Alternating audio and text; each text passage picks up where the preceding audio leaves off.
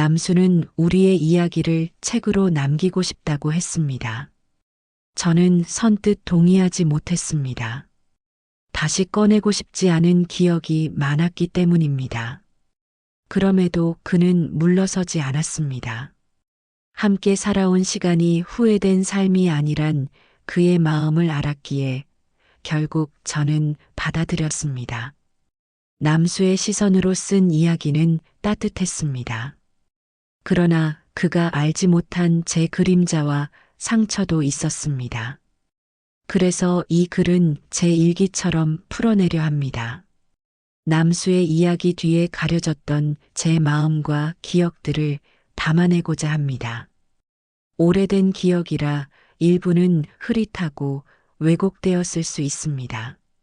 그러나 사실을 바탕으로 제가 걸어온 발자국을 있는 그대로 보여드리려 합니다. 이 기록이 단순한 고백에 머무르지 않기를 바랍니다. 한때는 창녀라 불렸으나 끝내는 아내이자 어머니로 살아낸 제 삶을 통해 누군가는 조금 더 사람을 이해하게 되기를 바랍니다. 나는 언제부턴가 내 이름을 잊고 살았다. 여기서의 나는 값으로 불렸고 방번호로 기억되었다. 가짜 이름을 내밀며 웃고 손님들의 눈치를 보며 하루를 버텼다. 진짜 나는 오래전 어딘가에 묻혀버렸다. 청량리의 골목은 늘 붉게 물들어 있었다. 네온사인이 밤하늘을 덮었고 좁은 방마다 싸구려 담배 냄새와 술 냄새가 스며 있었다. 욕설과 웃음소리가 얇은 벽을 넘어 흘러들었고 복도에는 비틀거리는 발자국이 이어졌다. 나는 그 소음 속에서도 늘 침묵을 택했다. 값은 정해져 있었고 대화는 필요 없었다. 손님들이 원하는 건 몸이었지 내 이야기가 아니었다. 그래서 나는 입을 닫고 눈을 감고 빠르게 시간을 흘려보내는 법만 배웠다. 웃음도 눈물도 다 팔아치운 지 오래였다. 그날도 다르지 않았다. 좁은 방 안 침대 끝에 앉아 낡은 전구빛을 멍하니 바라보고 있었다. 문이 삐걱 소리를 내며 열렸다. 한 남자가 들어왔다. 나는 늘 하던 대로 웃음을 지으며 맞이했다. 하지만 그는 달랐다. 곁눈질도 값어치를 재는 시선도 없었다. 그저 의자에 앉아 나를 똑바로 바라보았다. 낯설었다. 그 눈빛이 이 방에 어울리지 않는 기운이 있었다. 거칠지 않고 탐욕스럽지 않고 이상하게도 따뜻했다. 마치 나를 속속들이 들여다보려는 게 아니라 그냥 알고 싶다는 듯한 눈빛. 나는 괜히 손끝으로 치마 자락을 만지작거렸다. 불안했지만 동시에 오래 묻어둔 무언가가 흔들렸다. 그가 조용히 입을 열었다. 이름이 뭐예요? 순간 입술이 굳었다. 여기서의 대답은 늘 같았다. 슈가. 내가 살아남기 위해 만들어낸 이름. 그 말이 목끝까지 차올랐지만 이상하게 나오지 않았다. 왜 그랬는지 설명할 수 없었다. 그날따라 방 안의 공기가 달라 보였다. 나는 조심스럽게 입을 열었다. 은숙이라고 합니다. 말이 흘러나가자 가슴이 쿵 내려앉았다. 숨겨왔던 이름이 방 안에 울려 퍼졌다. 나는 놀랐고 동시에 후련했다. 그는 고개를 끄덕이며 미소를 지었다. 은수, 좋은 이름이네요. 짧은 한마디가 내 모든 가면을 무너뜨렸다. 그날 밤 나는 처음으로 창녀가 아닌 은숙으로 불렸다. 그는 그 짧은 말을 남기고 자리에서 일어섰다. 무언가를 요구하지도 손끝 하나 내게 닿지도 않은 채 문으로 향했다. 나는 아무 말도 하지 못한 채 그 뒷모습을 눈으로만 쫓았다. 문이 닫히는 소리가 방 안에 울려 퍼졌다. 그날 밤 이후로 그는 내게 자주 왔다. 처음엔 단순한 손님이라 여겼다. 하지만 시간이 갈수록 그는 다른 누구와도 같지 않았다. 값을 내고 몸을 요구하는 대신 내 이야기를 들으려 했고 내 이름을 자주 불러주었다. 은숙 씨. 그가 그렇게 부를 때마다 나는 내 이름을 다시 배우는 기분이었다. 창녀라는 낙인 뒤에 숨어 있던 내가 조금씩 사람으로 살아나는 듯 했다. 우리는 연애라는 걸 시작했다. 누구도 믿지 않을 세상 밖에서는 부끄럽다고 할 만남이었지만 내겐 생애 처음으로 찾아온 따뜻한 시간이었다. 가짜 미소가 아니라 진짜 웃음을 지을 수 있었고 돈으로 이어진 관계가 아니라 마음으로 이어질 수 있었다. 하지만 풀지 못한 숙제, 2천만 원의 빚을 그에게 줄 수 없었다. 난 그와의 헤어짐을 선택했다. 연락을 끊고 다시금 새로운 곳으로 정착. 하지만 여전히 빚의 굴레는 반복되었다. 그가 보고 싶었다. 마담으로부터 그가 나를 찾고 있다는 얘기를 들었다. 다시 돌아가고 싶은 마음이 굴뚝 같았다. 감당하기 힘든 빚의 굴레, 염치 없지만 남수를 용기 내어 찾아갔다.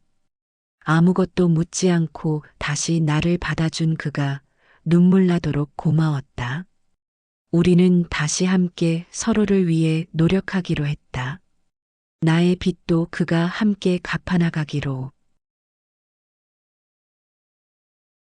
매일 밤 그가 어디로 가는지는 몰랐다. 노래를 부른다고 했고 생활비를 벌어야 한다는 말뿐이었다. 나는 그대로 믿었다. 하지만 그의 지친 얼굴과 술 냄새는 늘 마음 한구석을 흔들었다. 남수가 며칠째 집에 오지 않아 답답했다. 전화는커녕 문자 한 통도 없어 불안했다. 그러던 어느 날 휴대폰에 한 통의 문자가 도착했다. 남수가 내 빚 갚으려고 호스트바에서 일한다. 심장이 얼어붙었다. 눈앞이 아득해지며 손끝이 떨렸다. 그가 여자들의 술잔 앞에서 억지로 웃고 있었을 모습이 선명히 그려졌다. 나는 휴대폰을 움켜쥔 채 한참을 울었다.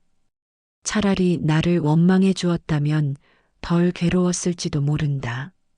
하지만 그는 끝내 내게 말하지 않았다.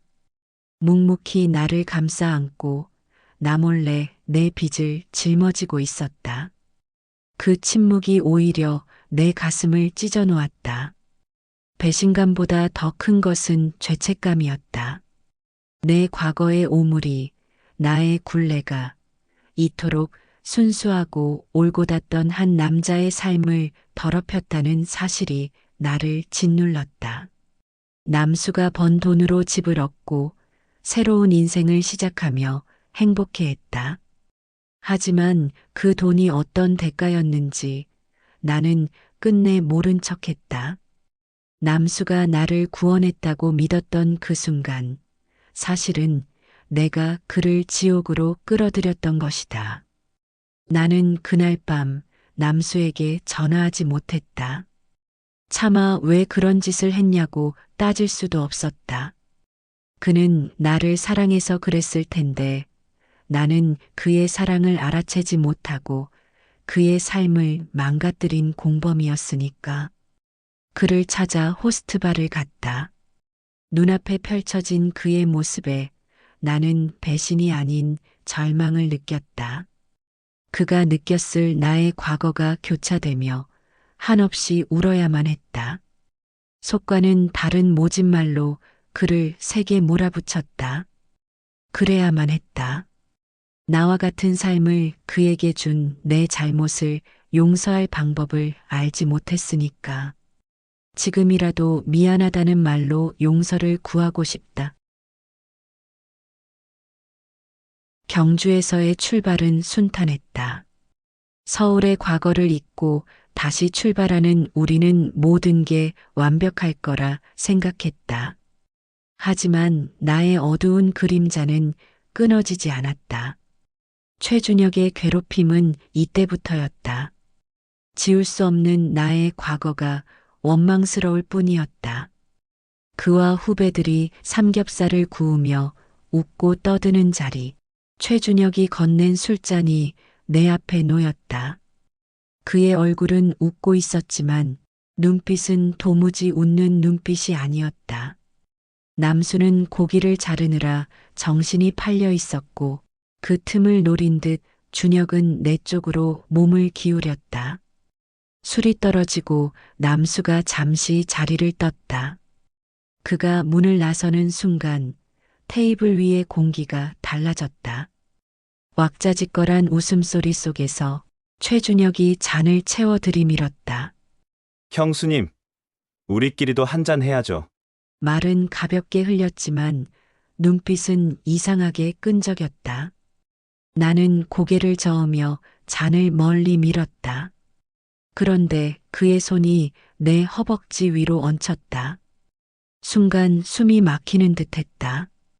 몸은 얼어붙었고 심장은 미친 듯이 뛰었다. 주변은 여전히 떠들썩했지만 내 귀에는 술잔 부딪히는 소리조차 멀리서 들리는 메아리 같았다. 준혁은 낮게 웃으며 더 가까이 몸을 기울였다. 형수님, 너무 예쁘셔서 그래요. 남수형은 좋겠다. 그 말은 농담처럼 흘렀지만 나는 속이 울렁거려 토할 것만 같았다. 그때만 해도 그의 행동을 이해할 수 없었기에 그저 무례한 인간이라 여기며 입술을 깨물고 나 자신을 억지로 다잡았다. 잠시 후 남수가 웃으며 돌아왔다. 편의점 봉지를 들고 아무 일도 없다는 듯 내 옆자리에 앉았다. 하지만 이내 곧 이상한 분위기를 감지했다. 무슨 일이야? 나는 고개를 저었지만 남수는 이미 준혁에게 시선을 꽂고 있었다. 너 일로 나와. 그의 낮은 목소리에 술자리는 순식간에 얼어붙었다. 남수는 준혁의 팔을 거칠게 붙잡고 밖으로 끌고 나갔다. 잠시 뒤 둔탁한 소리와 짧은 신음이 들려왔다. 사람들은 웅성거렸지만 나는 두 손으로 배를 감싼 채 눈물을 삼켰다. 얼마 후 남수가 다시 들어왔다. 핏자국이 묻은 손등, 거칠게 오르내리는 숨. 그는 내 곁에 앉아 떨리는 내 손을 잡았다. 괜찮아. 이제 아무 일도 없을 거야. 내가 지켜. 남수 또한 그랬으리라. 그저 후배 녀석의 술 취한 일탈이라고. 나 또한 그랬으니까. 결혼을 하루 앞둔 밤, 피로연 자리는 시끌벅적했다. 삼겹살 굽는 냄새와 술잔 부딪히는 소리가 가득했고 사람들은 농담을 주고받으며 연신 웃음을 터뜨렸다. 무대 위에 선 남수가 노래를 부르자 사람들이 손뼉을 치며 따라 불렀다. 그의 시선이 내게 머물렀고 나는 살짝 고개를 끄덕였다. 그 순간 마음이 이상하게도 차분해졌다. 피로연이 한창일 때 나는 먼저 자리를 떴다. 아기 때문인지 온몸이 무겁고 피곤했다. 사람들의 웃음소리를 뒤로하고 집으로 돌아와 옷을 갈아입고 눕자마자 잠에 빠져들었다. 깊은 새벽에 남수가 들어오는 기척이 있었다. 술 냄새가 어렴풋하게 풍겼지만 나는 눈을 뜨지 않았다. 아침 햇살이 방 안으로 스며들 때 옆에 놓인 남수의 휴대폰이 진동을 울렸다. 남수는 깊이 잠들어 있었고 나는 무심코 화면을 바라보다가 낯선 이름을 보았다. 수진. 누구지? 순간 그렇게만 스쳤다. 하지만 손끝이 저절로 화면을 밀어 올렸고 곧 이어진 문자 내용을 보는 순간 심장이 철렁 내려앉았다. 오빠, 어제 아쉬웠어. 다음에는 더 오래 보고 싶어. 그 순간 난 아직도 입술이 뜨거워. 아, 다음엔 절대 그냥 안 보내줄 거야. 숨이 막혔다. 이건 단순한 장난이나 지인의 인사가 아니었다. 분명 어젯밤 무슨 일이 있었음을, 그들 사이에 입맞춤이 오갔음을 노골적으로 드러내고 있었다. 나는 휴대폰을 움켜쥔 채 굳어버렸다. 옆에서 고른 숨을 쉬는 남수의 얼굴을 바라보며 눈물이 차올랐지만 차마 소리내 울 수도 없었다. 그 여자 예뻤어? 나는 결국 입을 열고 말해버렸다. 그는 놀란 듯 날 바라봤다. 그 눈빛 속에는 변명과 진심이 섞여 있었고 아무 일 없었다는 그의 말보다 순간 흔들렸지만 돌아왔다는 고백이 더 깊게 파고들었다. 그 말은 역설처럼 나를 더 아프게 했다. 인정하기 싫었고 기억 속에 지우고 싶은 나의 옛 모습이 죄인처럼 떠올라 오히려 그를 더 몰아붙였다. 그때까지도 나는 여전히 남수에게 사랑받는 여자이고 싶었다. 무대 위 조명이 쏟아지고 하객들의 박수 소리가 파도처럼 몰려왔다. 나는 드디어 신부가 되었다. 그의 목소리로 전해지는 혼인서약은 아직도 아련한 기억으로 남아있다. 그 목소리는 낮고 단호했으며 때로는 떨렸다. 내가 지켜줄 사람은 너 하나뿐이다. 그는 이미 내 과거까지 함께 짊어지고 있었다. 그 무게를 감당하겠다는 약속이 나를 가장 크게 울렸다. 내가 여기까지 버텨온 이유, 내가 상처와 불안을 견디며 이 자리에 선 이유는 바로 지금 그의 목소리와 눈빛을 마주하기 위해서였다. 그 순간만큼은 과거의 이름 따윈 잊고 당당히 한 여자로 숨 쉴 수 있었다. 어느 날 남수의 표정이 달라졌다. 전화를 받은 뒤 그는 말없이 앉아 있었다. 준혁으로부터 온 앨범 제작 제안이었다. 부산에서 8주간 작업할 수 있고 투자와 인맥까지 보장된 기회. 그 말을 듣자 가슴이 서늘해졌다. 달갑지 않은 그 이름을 다시 마주한다는 게 너무 싫었다. 남수의 평생 꿈이라는 걸 알기에 선뜻 막을 수도 없었다. 그러나 임신한 내 몸, 그리고 우리가 이제 막 시작한 가정을 떠올리면 뭐라도 해야 했다. 나는 한참을 바라보다 결국 고개를 끄덕였다. 당신 꿈이잖아. 다녀와. 입술은 웃고 있었지만 마음은 이미 쓸쓸함으로 물들고 있었다. 남수가 떠난 이후 창밖을 보며 알 수 없는 그림자가 드리워짐을 느꼈다. 준혁이 자주 찾아오기 시작했다. 삼겹살을 먹으며 추근댔던 기억이 떠올라 마주하고 싶지 않았지만 선택의 여지는 없었다. 그는 투자자였기에 남수의 앞길에 방해되는 행동을 해서는 안 됐다. 하지만 준혁은 의외로 친절했다. 아니, 두 얼굴에 대조된 가면을 벗기 전의 모습이었을 터. 장본걸 대신 들어주고 집 앞 계단에서 손을 내밀어 부축하기도 했다. 배가 뭉쳐 병원에 가야 했던 날엔 차를 몰아 응급실까지 데려다 주었다. 나는 고맙다고 말하며 안심했다. 하지만 그 친절은 점차 다른 얼굴을 드러냈다. 술에 취한 어느 날 밤, 준혁은 소파에 앉아 있었다. 형수님, 한 번만 안아주면 안 돼요? 나는 숨을 고르며 고개를 저었다. 제발 그런 말 하지 마. 그의 웃음은 금세 사라졌다. 낮게 깔린 목소리가 방 안을 짓눌렀다. 룸에서 봤던 거 난 다 기억해요. 형수님 정체. 내가 다 안다고요. 나는 얼어붙었다. 준혁이 왜 나에게 치근대고 접근했는지 그때서야 알게 되었다. 과거의 어둠의 그림자가 계속된 속박의 굴레가 되고 있음에 한없이 슬펐다. 그의 손이 내 손목을 거칠게 움켜쥐었다. 저항하려 몸을 돌렸지만 벽이 등을 막았다. 술 냄새 섞인 숨결이 코끝에 스며들고 손목의 압박이 뼈에 닿았다. 나는 협박과 공포 속에서 그에게 몸을 뺏겼고 눈물로 애원하며 비밀을 지켜달라 말할 수밖에 없었다. 그의 발걸음이 멀어지고 문이 닫혔을 때 나는 한없이 울었다. 그날 밤 이후 준혁의 발소리는 더 자주 집안을 채웠다. 낮에는 여전히 다정한 얼굴이었다. 장을 봐와주고 병원에 데려다주며 배려하는 동생의 모습을 흉내냈다. 나는 사람들 앞에서 그를 뿌리치지 못했다. 고마움을 표현해야만 더 이상 의심을 사지 않을 것 같았다. 그러나 문이 닫히면 공기는 곧 달라졌다.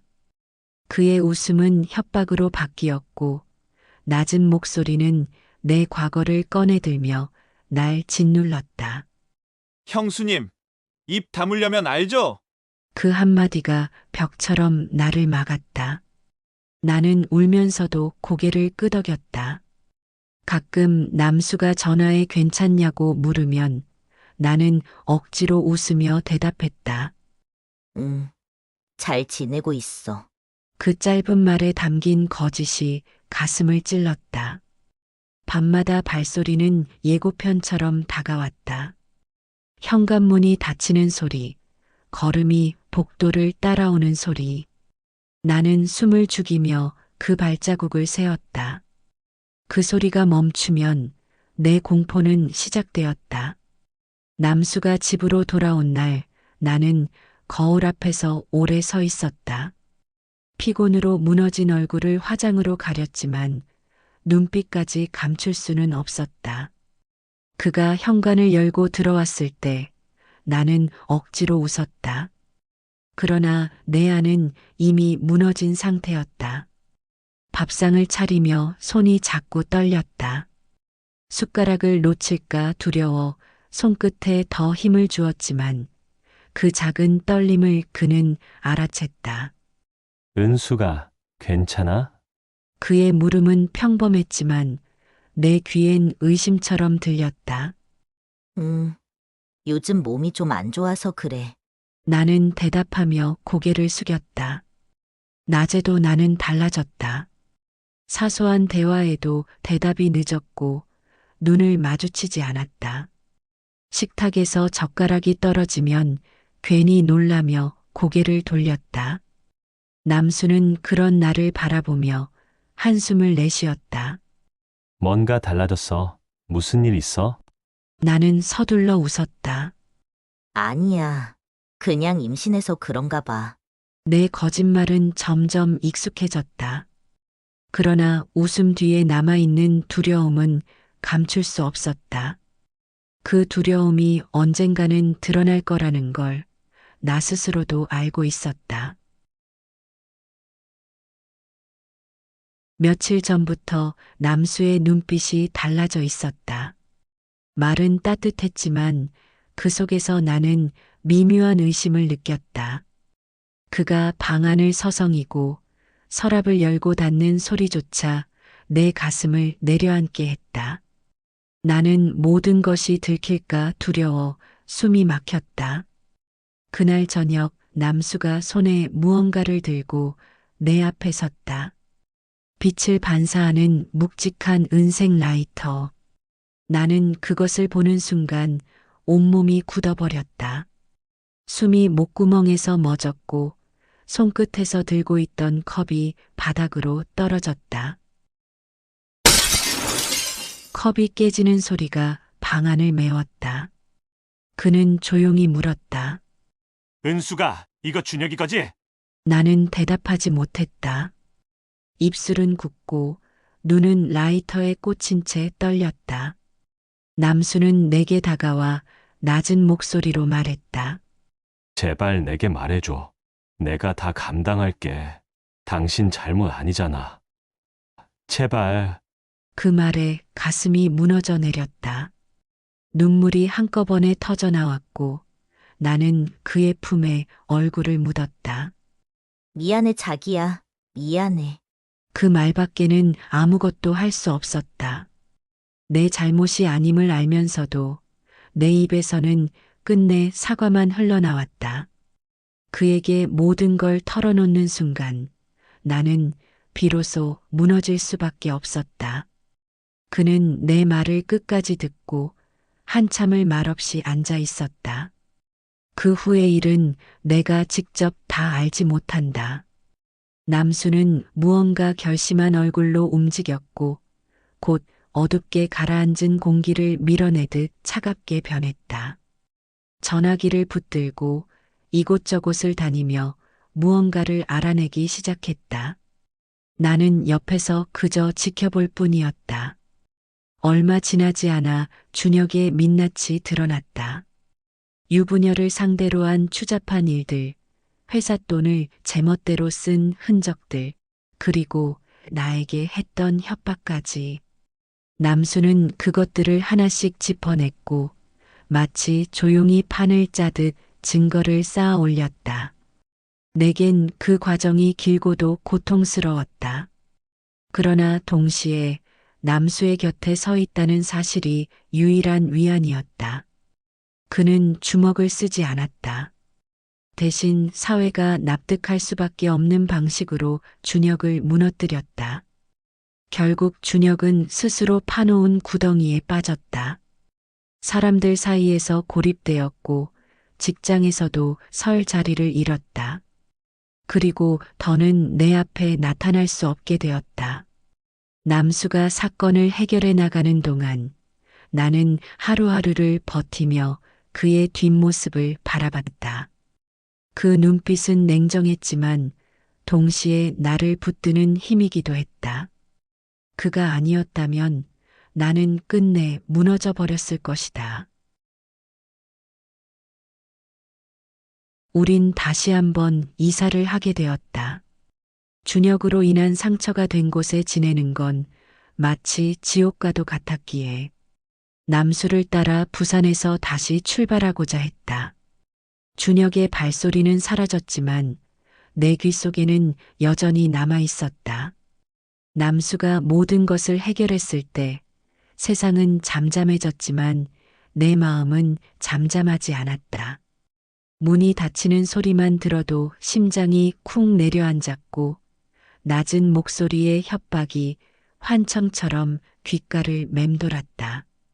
나는 그 사실을 남수에게 끝내 다 말하지 못했다. 이제 끝났어.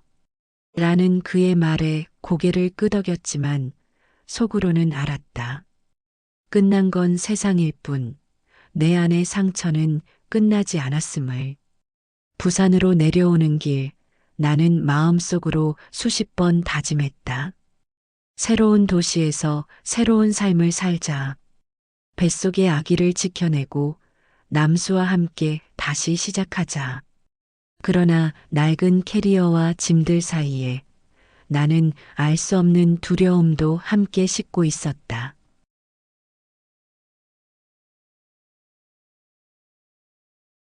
은비가 태어나던 날 세상의 모든 빛이 우리 아이에게로 모여든 것 같았다. 작은 손가락, 오동통한 발, 세상에서 가장 아름다운 생명체가 내 품에 안겨 있었다. 나는 완벽한 행복을 꿈꿨다. 하지만 그 행복은 한순간이었다. 아이를 낳은 후 내 몸은 내 것이 아니었다. 불어난 몸, 부어오른 얼굴, 그리고 온몸을 휘감는 피로.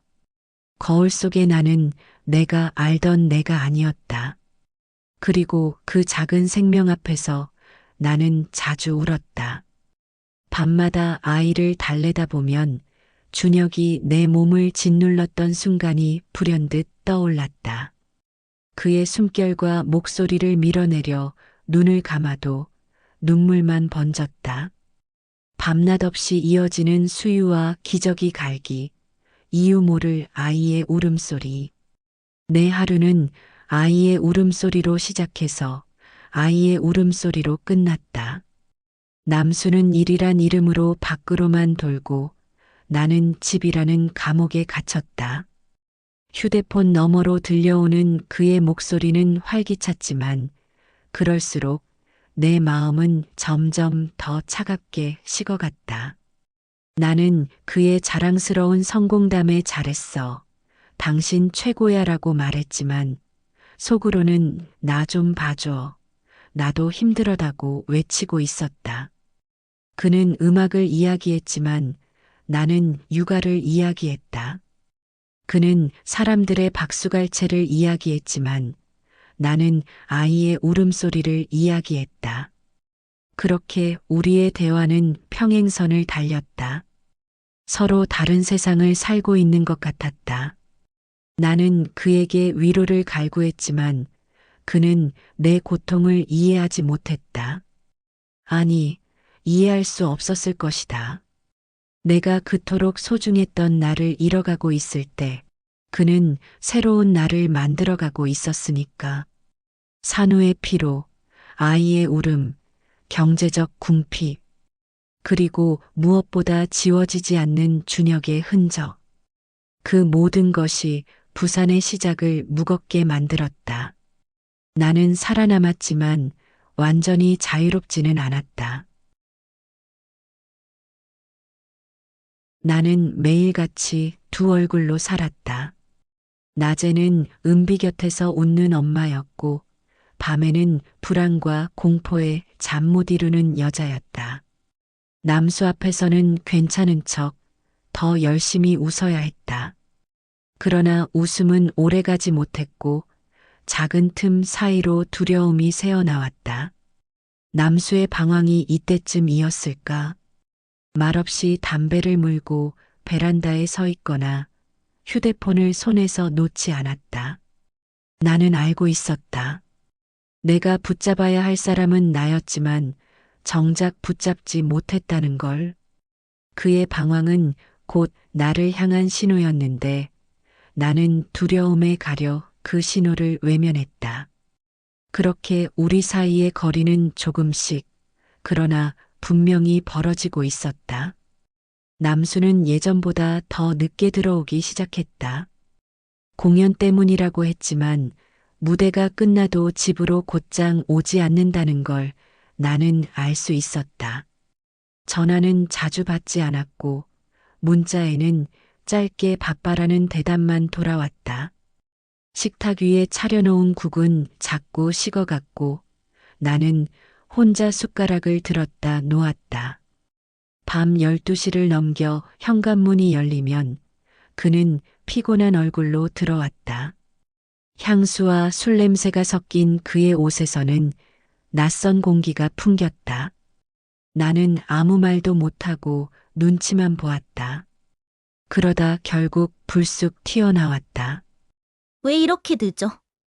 또 누구랑 있었어? 그는 고개를 저으며 짧게 대답했다. 그냥 이 때문이야. 늦은 귀가, 짧은 대답, 식어버린 밥상. 그 속에서 나는 혼자 남겨진 기분에 사로잡혔고 결국 아이를 끌어안고 자책하며 하루를 마무리했다. 그렇게 작은 균열이 깊어지고 있던 어느 날 남수가 먼저 말을 꺼냈다. 무슨 일을 겪은 것일까 알 수 없지만 그의 입에서 먼저 화해의 손을 내밀었다. 그 순간 내 안의 긴장이 풀리며 눈물이 차올랐다. 나도 그동안 날카롭게만 굴었던 걸 알았다. 우리 좀 힘들지? 응, 많이. 그 대화는 무너져가던 다리를 다시 잇는 첫걸음 같았다. 잠시 침묵 끝에 남수가 조심스레 제안했다. 자기야, 우리 상담 받아볼까? 병원에서 하는 거. 처음엔 낯설었지만 마음 한켠에서 이미 필요하다는 걸 알고 있었다. 그래, 그것도 방법이겠네. 며칠 뒤 우리는 함께 정신과 문을 열었다. 의사의 설명은 차분했지만 우리의 마음을 흔들기에 충분했다. 남수도 나도 모두 우울증을 겪고 있음을, 특히 남수의 빈도가 더 높다는 걸 알게 되었다. 미안해, 자기야. 나만 힘든 줄 알고 원망만 했어. 나도 미안해. 너 혼자 다 감당하게 해서. 이제부터는 같이 하자. 응. 그날 우리 둘은 다시 같은 길 위에 서 있었다. 상처는 사라지지 않았지만 함께 짊어질 용기를 되찾고 있었다. 남수가 어느 날 불쑥 말했다. 내 음악 후배인데 자기랑 잘 맞을 것 같은데 한번 만나볼래? 처음엔 왜 굳이 날 소개시켜 주는지 이해가 되지 않았다. 하지만 그의 눈빛 속에서 외로운 나를 생각해 주는 마음이 보였다. 그래서 알겠다고 했다. 지은을 처음 만난 건 부산의 작은 카페였다. 나는 긴장된 마음으로 자리에 앉아 있었는데 나를 본 그녀는 환하게 웃으며 손을 내밀었다. 언니, 만나서 반가워요. 나이는 달랐지만 우리는 친구처럼 웃고 떠들었다. 아이 얘기, 남편 얘기, 그리고 부산살이의 고단함까지. 누구에게도 쉽게 꺼내지 못했던 말들이 지은 앞에서는 술술 흘러나왔다. 나는 그 순간 깨달았다. 아, 이게 내가 그토록 원하던 거였구나. 내 얘기를 들어줄 사람. 집으로 돌아오는 길 마음이 한결 가벼워졌다. 남수가 왜 지은을 소개해줬는지 조금은 알 것 같았다. 그 후로 지은은 우리 집을 자주 드나들며 아이들과 놀아주고 아이들이 아플 땐 대신 병원도 가주는 가족 같은 존재가 되었다. 지금도 지은은 나와 각별하게 지내고 있다. 고맙다, 지은아. 어느 늦은 밤, 남수는 게임을 같이 하자는 말을 꺼냈다.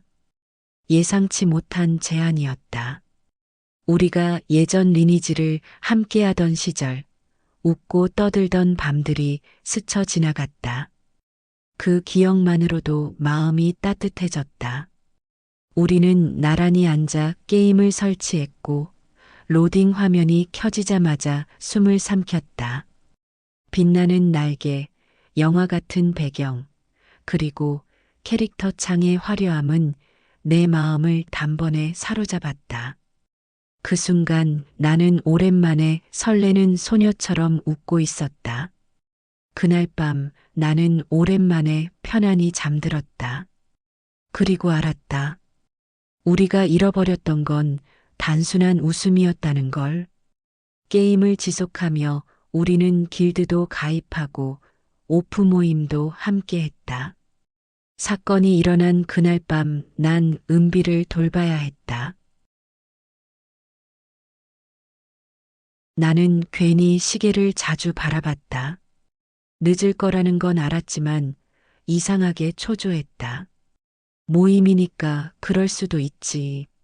나는 스스로 다독이며 은비를 재우고 소파에 앉아 남수를 기다렸다. 새벽이 가까워져서야 현관문이 열렸다. 남수는 평소처럼 피곤해 보였지만 그 안에 뭔가 낯선 기운이 묻어 있었다. 술 냄새는 익숙했는데 그의 눈빛은 자꾸 피하려 했다. 웃으려 애쓰는 얼굴에서 오히려 어색함이 더 크게 느껴졌다. 재밌었어? 설명할 수 없는 여자로서의 촉. 그의 대답 속엔 무언가 있었다. 그는 분명히 뭔가를 숨기고 있었다. 나는 아무 말도 하지 않고 그의 옆에 앉았다. 겉으로는 담담했지만 마음속에는 파문이 번져가고 있었다. 그날 이후 나는 남수를 유심히 보게 되었다. 말투가 짧아지고 눈을 잘 마주치지 않는 순간들이 잦아졌다. 예전 같으면 그냥 피곤하다고 넘겼을 일인데 이상하게 이번에는 마음이 계속 걸렸다. 늦은 귀가, 애써 웃는 얼굴, 그리고 가끔 멍하니 창밖을 바라보는 눈빛. 그 작은 조각들이 모여 하나의 그림자를 만들었다. 하지만 그 그림자가 무엇인지 아직 나는 확신할 수 없었다. 자기야, 요즘 왜 이렇게 피곤해 보여? 아무것도 아냐. 공연 준비 때문에 그래. 그는 평소와 다름없이 대답했지만 나의 속은 더 답답해졌다. 말은 평범했지만 감춰둔 무언가가 있다는 느낌이 자꾸 스며들었다. 괜한 의심일 거야.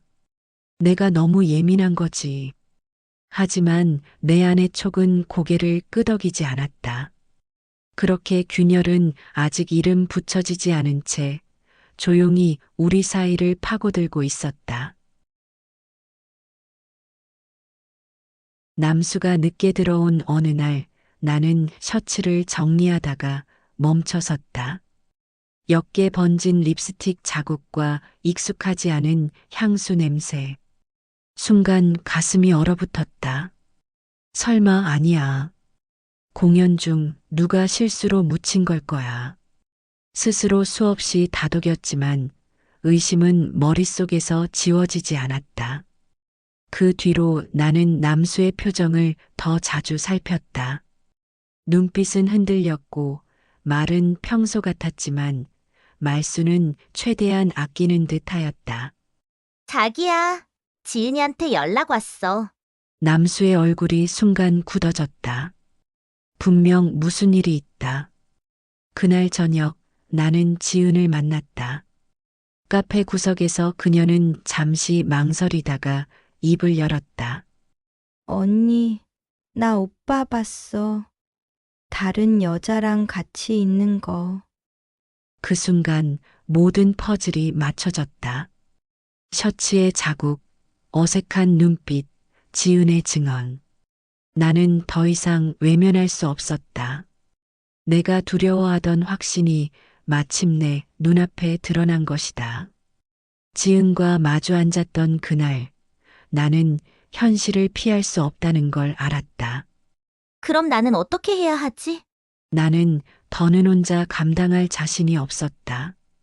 지은이와 함께 남수와의 관계 정리를 고민했다. 며칠 뒤 지은을 집으로 불렀다. 방 안 공기는 숨이 막힐 만큼 무거웠다. 지은이가 다 얘기했어. 사실을 고백하는 남수의 목소리에 치가 떨렸다. 지은이도 내 편이 되어 함께 남수를 몰아붙였다. 눈물이 흘러내리며 내 안의 모든 것이 무너져 내리고 있었다. 앞에 놓인 책상 위에 종이와 펜을 던졌다. 여기 앉아. 그리고 우리가 다 보는 앞에서 내가 무슨 짓을 했는지 적어. 그 순간 내 손끝은 차갑게 굳어 있었지만 마음속은 폭풍처럼 요동쳤다. 이건 분노만이 아니었다. 다시는 같은 상처를 겪지 않기 위한 나만의 결심이었다. 그리고 마지막에 은비의 사진을 그의 앞에 내려놓았다. 은비에게 맹세해. 다시는 그러지 않겠다고. 내 목소리가 갈라졌지만 눈빛만큼은 끝내 흔들리지 않으려 했다. 나는 은비를 위해서라도 가정을 무너뜨려선 안 된다고 마음속으로 수없이 다짐했다. 며칠 동안 그를 마주보지 않았다. 그러나 아이를 안고 있는 내 모습이 스스로에게 끊임없이 속삭였다. 이 아이가 외롭게 자라게 해선 안 된다. 아이를 위해서라도 무너지는 가정만은 막아야 한다. 어느 날 남수가 이혼 서류를 들고 왔다. 기가 막혔다. 나를 위해, 가정을 위해 본인이 떠나가겠다며. 그게 당신이 책임지는 방식이야? 결국 도망치는 거잖아. 나의 목소리는 떨렸고 그가 나를 지켜보는 눈빛에는 죄책감이 묻어 있었다. 나는 은비의 사진을 다시 그에게 내밀며 말했다. 이 아이가 무슨 죄가 있다고? 우리 어릴 적 외로움 잊었어. 똑같이 만들겠다고? 그 순간 나는 스스로에게 다시 맹세했다. 비록 사랑이 무너져도 가정은 끝까지 지켜내겠다고. 남수 또한 섣부른 행동임을 깨우치고 더욱 열심히 살겠노라며 각오를 다시 했다. 시간은 흘러 또 하나의 생명이 태어났다. 둘째 은우가 태어났고 나는 다시 한번 무너져도 일어서야 한다는 마음을 붙잡았다. 작은 울음소리가 분만실에 가득 차오르던 순간 나는 피곤한 몸도 깊은 상처도 모두 잊었다. 은우가 태어난 뒤 집안은 전쟁터 같으면서도 언제나 따뜻했다. 은비는 동생을 품에 안으려 애썼고 나는 두 아이를 품으며 웃음을 지키려 했다. 남수는 다시 무대를 오르기 시작했고 지방 가수라는 이름으로 결혼식, 기업 행사, 축제를 누볐다. 생활은 점차 안정됐고 우리도 남들처럼 살아간다는 안도감이 찾아왔다. 주말마다 그는 무대에 있었지만 평일이면 가족과 함께 시간을 보냈다.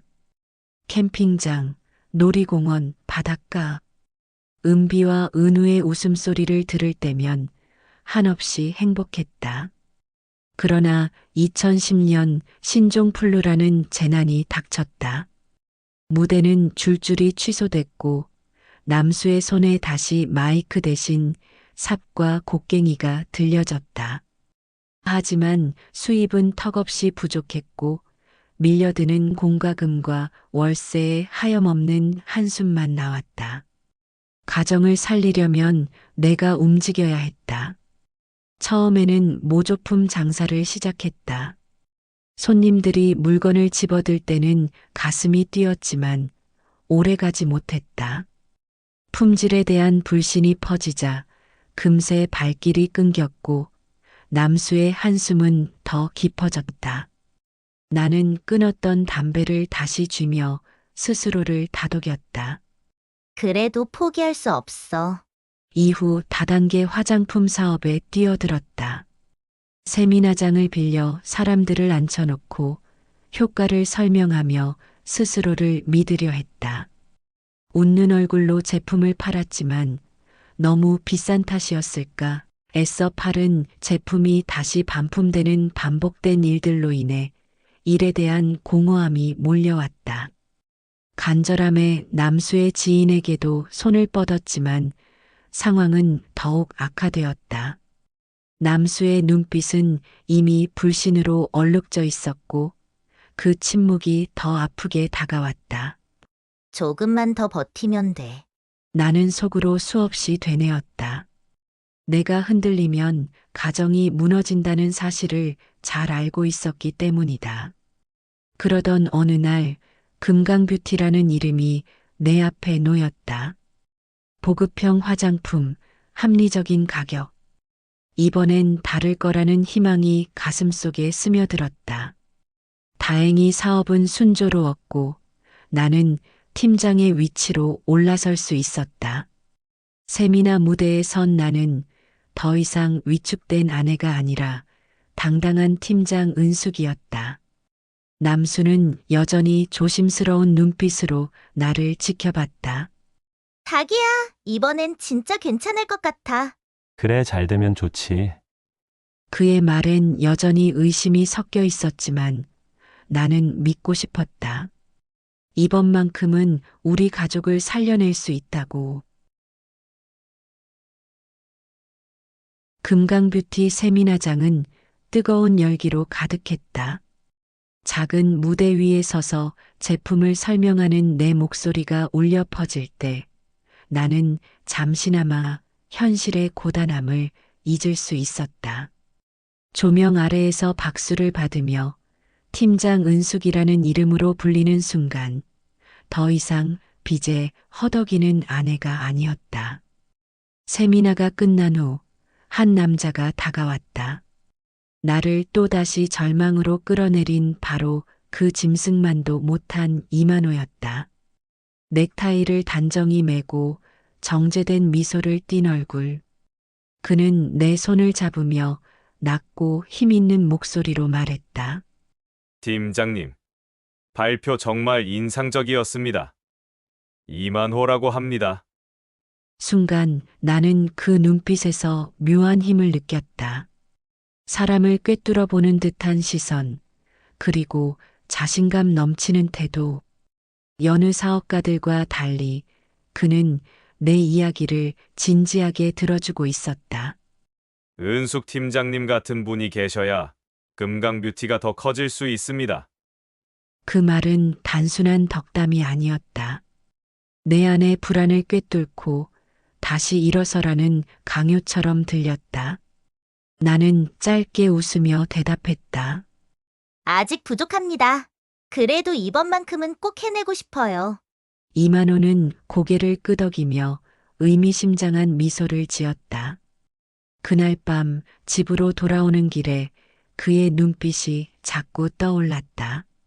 남수의 무대가 불안정해질수록 나는 이 가정을 내가 지켜야 한다는 결심이 더 강해졌다. 그리고 어쩌면 이만호라는 남자가 그 길을 열어줄지도 모른다는 바보 같은 생각을 했었다.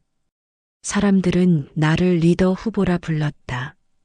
며칠 뒤 본사로부터 전화가 걸려왔을 때 가슴이 두근거렸다. 은숙 팀장님, 축하드립니다. 이번 전국 리더 모임 발표자로 초대되셨습니다. 특히 이만호 본부장님이 직접 추천하셨어요. 수화기 너머의 말에 손끝이 떨렸다. 남수는 옆에서 웃으며 내 등을 두드려 주었다. 늦은 저녁 세미나 준비를 마치고 나오니 이미 해는 져 있었다. 본부장이 직접 차를 몰아 집 앞까지 데려다 주겠다고 했다. 처음엔 거절했지만 이미 밤은 깊었고 교통편도 마땅치 않았다. 조수석 문을 닫는 순간 나는 단지 앞에 서 있던 남수의 표정을 보았다. 굳어있던 얼굴이 억지로 풀리며 미소를 띄었지만 그 안에 담긴 미묘한 기류가 내 가슴을 철렁이게 했다. 순간 마치 내가 잘못한 사람처럼 숨이 막혔다. 애써 변명도 했고 집으로 와선 남수의 핀잔도 들어야만 했다. 하지만 나는 속으로 되뇌었다. 괜찮아. 나는 잘못한 게 없어. 오히려 본부장님이 없었다면 여기까지 오지도 못했을 거야. 남편의 의심이 아닌 본부장의 신뢰에 기대어 나는 더 강하게 버틸 수 있을 것만 같았다. 전국 리더 모임 무대 위에서 나는 처음으로 스포트라이트를 받았다. 박수와 환호가 쏟아졌고 리더 후보라는 말이 더 이상 허상처럼 느껴지지 않았다. 그 순간만큼은 내가 남수의 아내이자 두 아이의 엄마라는 사실도 잊고 오직 팀장 은숙으로 서 있었다. 행사가 끝난 뒤 본부장 만호는 따로 나를 불러 세웠다. 은숙 팀장님, 정말 대단했어요. 오늘 발표는 본사에서도 큰 화제예요. 나는 얼굴이 달아오르며 고개를 숙였다. 감사합니다. 다 본부장님 덕분이에요. 그는 웃으며 내 잔에 술을 채워주었다. 사람들 속에서 받은 박수가 아직 귓가에 울려 나는 경계심조차 풀려 있었다. 늦은 시간 모임이 마무리되고 사람들은 하나둘 흩어졌다. 남아있는 건 본부장과 나뿐이었다. 그는 의자에 몸을 기댄 채 나를 똑바로 바라보더니 입꼬리를 비틀었다. 그는 어느새 다가와 내 어깨에 손을 올렸다. 익숙한 듯 스스럼 없이 내려앉는 손길, 그 순간 직감했다. 이건 단순한 호의가 아니었다. 은숙 씨, 오늘 무대 멋졌어요. 더 큰 자리에 오를 수 있는 사람은 많지 않아요. 그 말과 함께 그의 손이 허벅지를 스치듯 내려왔다. 몸이 얼어붙었다. 그 눈빛, 나는 이미 알 수 있었다. 과거의 남자들이 보내던, 나를 사람 아닌 물건으로 보던 바로 그 시선. 본부장님, 그만두세요. 하지만 그는 태연히 웃으며 낮게 속삭였다. 성공하고 싶지 않아요. 오늘 밤 나랑 같이 호텔로 가요. 앞으로의 길이 달라질 겁니다. 가슴이 철렁 내려앉았다. 나는 고개를 세차게 저었다. 그럴 수 없습니다. 저는 가정이 있는 사람이에요. 순간 그의 표정이 차갑게 굳더니 목소리가 낮고 날카롭게 변했다.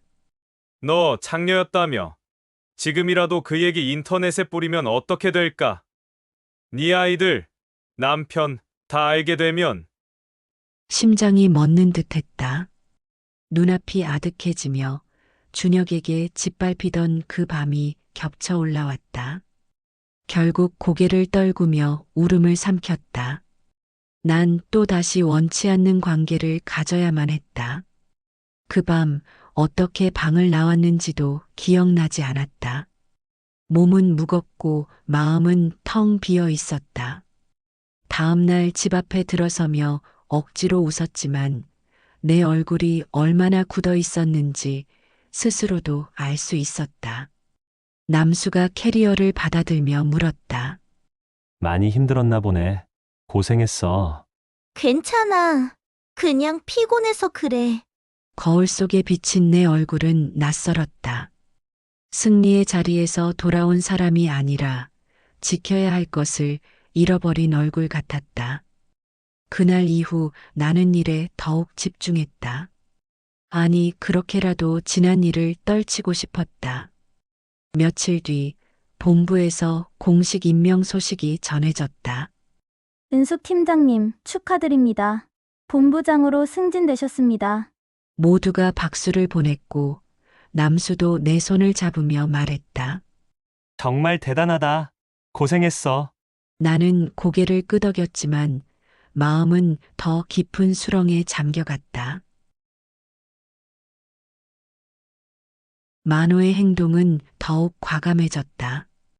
아무 꺼리낌 없이 집 앞 놀이터까지 불쑥 찾아와 나를 찾았다. 만호의 손길은 내 어깨를 감싸고 있었고 나는 힘없이 그 안에 끌려 있었다. 남수가 다가와 이름을 부르는 순간 내 온몸이 굳어졌다. 그가 보는 앞에서 나는 아무 말도 할 수 없었다. 하지만 단 하나 분명한 건 가정을 지키기 위함이었다는 것, 피할 수 없는 선택이었다는 것이다. 그렇기에 남수의 다그침에도 소리치며 변명으로 대할 수밖에 없었다. 그러던 어느 날, 우리에게 잊을 수 없는 믿을 수 없는 일이 생겼다. 그날은 유난히 고요했다. 아이들은 어린이집에 갔고 남수는 행사로 집을 비웠다. 나는 쌓인 빨래를 개고 거실 정리를 하며 평범한 오후를 보내려 했다. 초인종이 울렸다. 남수도 아이들도 아닌데 누구일까? 문을 열자 만호 본부장이 서 있었다. 그는 능청스럽게 회의 때 못다한 얘기가 있어서 잠깐 들렀지라며 웃었다. 본능적으로 불안했지만 나는 그를 집 안으로 들였다. 그것이 나의 가장 큰 실수였다. 그의 시선은 회의실에서 보던 본부장의 눈빛이 아니었다. 집안 구석구석을 훑듯 둘러보고는 느릿하게 내 쪽으로 다가왔다. 은수가, 당신은 늘 강한 줄 알았는데 이렇게 혼자 있는 모습 보니까 다르네. 우리 그날 좋았잖아. 그날을 잊을 수가 없네. 순간 등골이 서늘해졌다. 뒤로 물러나려 했지만 그의 완력에 힘을 쓸 수 없었던 나는 그의 손에 의해 블라우스의 단추가 풀려나가고 있었다. 그는 거리를 좁히며 내 어깨를 눌렀고 차갑게 식은 손길이 억지로 다가왔다. 싫어요. 그만하세요. 입술이 떨렸지만 목소리는 간신히 흘러나왔다. 오늘도 돈 벌어야지. 내가 제일 잘하던 방법으로. 그 말은 칼날처럼 박혔다. 그의 손은 나의 허벅지를 더듬고 있었고 나는 몸부림쳤다. 그러나 그가 속삭였다. 좋은 척이라도 해봐. 그래야 내가 입 다물지. 신음 소리 좀 내고. 그게 네 값어치야. 눈물이 맺히는 순간 현관문이 덜컥 열렸다. 남수의 살기 어린 눈빛이 보이며 그는 소리치며 이만호를 끌어냈다. 곧 이어 뒤엉킨 두 사람의 몸싸움에 탁자 위 술병이 굴러떨어졌고 순간 나는 깨진 파편을 손에 쥐고 내게 다가오는 이만호를 향해 손을 휘둘렀다. 남수의 짧은 외침이 있었지만 나는 아무것도 들리지 않았다. 내가 본 것은 카펫이 붉은 핏자국 그리고 쓰러진 이만호였다. 그렇게 모든 것이 멈춘 듯했다. 나는 바닥에 주저앉아 떨고 있었다. 가슴속에서는 수많은 말들이 솟구쳤지만 밖으로 나오지 못했다. 그때 남수의 목소리가 들려왔다. 그의 표정은 침묵과 분노, 그리고 공포가 뒤섞인 것이었다. 남수는 내 곁으로 달려와 나를 안아주었다. 그의 목소리는 낮고 떨렸다. 괜찮아. 은수가 그 말은 나를 조금은 가라앉혔지만 동시에 더 큰 파장이 시작되었음을 뜻했다. 남수는 전화기를 들고 경찰에 신고했다. 그의 목소리로 제가 죽였습니다라는 고백을 들었을 때 나는 머리가 백지처럼 되어갔다. 형사들의 질문, 집안의 발자국과 경찰의 손길, 나는 그저 남수의 팔에 매달려 있었다. 남수는 조사를 받으러 가고 나는 집에 홀로 남아 가만히 떨었다. 그가 체포되고 나는 면회실에서 그를 보았다. 유리병 너머로 만난 그의 얼굴은 수척해 있었지만 눈빛은 단단했다. 우리는 서로를 향해 절박한 말을 주고받았다. 나는 무너진 감정과 미안함으로 울부짖었고 남수는 내가 상처받지 않도록 본인이 모든 걸 짊어지겠다고 말했다. 면회실에서 나는 그가 자신을 대신해 모든 걸 떠안은 이유를 알 수 있었다. 내가 다시는 그 과거의 말들을 들어서는 안 된다고, 내가 무너지지 않기를 바랐기 때문이었다. 조사 중에 드러난 사실은 더 큰 파문이었다. 만호가 내 과거를 알게 된 경로에 김정호의 이름이 연결되었다는 이야기를 들었을 때 내 심장은 무너졌다. 그 이름은 과거의 상처와 모멸을 소환했기 때문이다. 하지만 동시에 나는 결심했다. 남수가 감옥에 있는 동안에도 나는 진실을 밝히고 우리 가족을 지키기 위해 싸우겠다고. 재판은 긴 시간이었다. 증인들이 나오고 나는 법정에서 몇 번이나 숨이 막혀 숨을 고르곤 했다. 지은의 증언은 내게 큰 힘이 되었다. 지은은 우리가 가족으로서 쌓아온 시간을 이야기했고 남수의 본성에 대해 진심 어린 증언을 해주었다.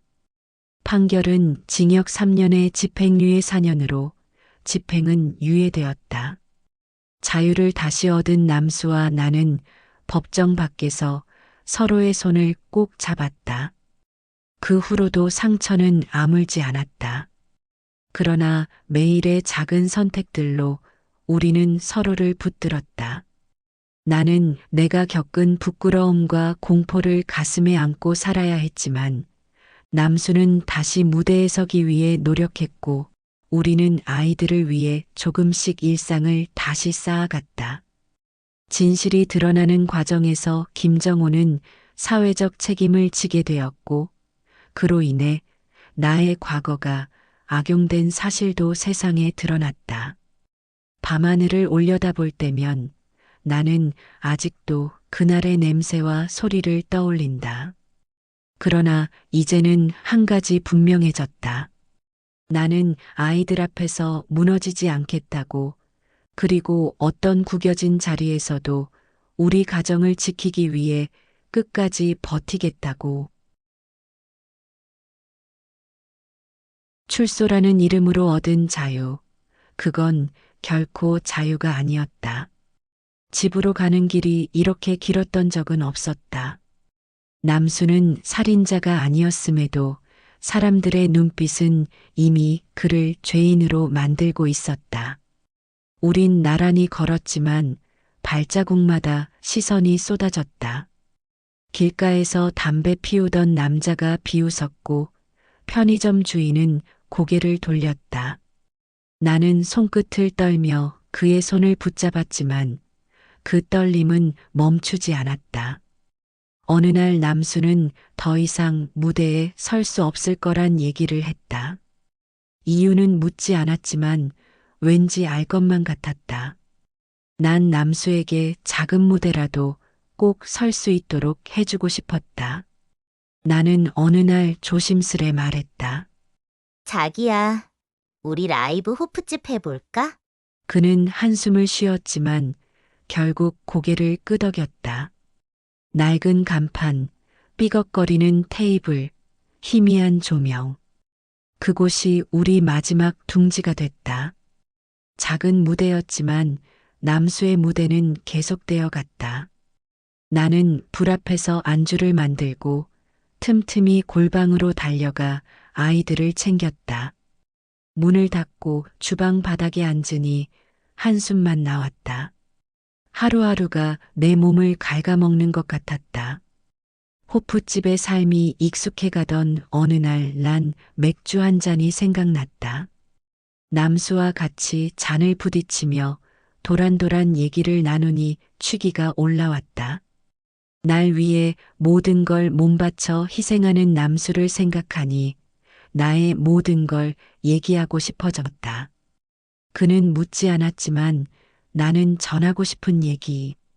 나의 부끄러웠던 과거의 시작. 이제는 당신에게 부끄럽지 않기에. 내 모든 걸 당신에게 말하고 싶었기에. 나의 과거를 들은 남수 또한 본인의 과거를 들려준다. 우린 참 많이도 닮았다. 이젠 알겠다. 그가 왜 나에게 이토록 다정했는지, 우리의 가정을 위해 노력했는지. 세상은 그를 살인자라 부르고 나를 창녀라 부르지만 그는 나의 남편이고 아이들의 아버지였고 끝내 내가 지키고픈 단 하나의 사랑이었다. 20년이 지난 지금 나는 여전히 창녀로 기억되지만 세상에 부끄럽지 않습니다. 그럴 수밖에 없었던 사회 속 일원으로 나 또한 살아간 죄밖에 없음을 지우고 감추고 싶었지만 계속 도련해지는 아픔을 겪을 수밖에 없는 사회에 그저 묻어져 살아갈 수밖에 없음을 인정하며 저의 이야기를 마칩니다.